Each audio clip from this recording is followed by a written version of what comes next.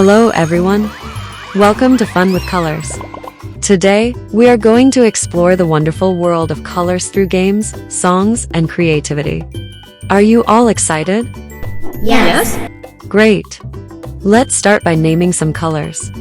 Can you tell me your favorite color? Teacher shows flashcards one by one. Children respond and find matching objects. Now, let's play a game. I will show you a flashcard, and you have to name the color and find something in the room that is the same color. Ready? Time to sing and dance. Let's sing the rainbow song together. Follow my actions and sing along. Sing a song about colors, encouraging children to mimic actions like pointing to objects of certain colors.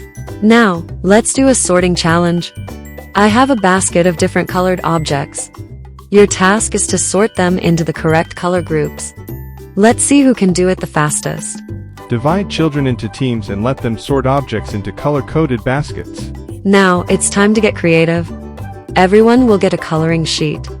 Use your crayons or paints to make your artwork as colorful as you can. Distribute coloring sheets and let children color freely. Wow! You all did an amazing job today. Let's take a look at everyone's colorful artwork. Children showcase their work. Before we say goodbye, let's all shout our favorite colors one more time.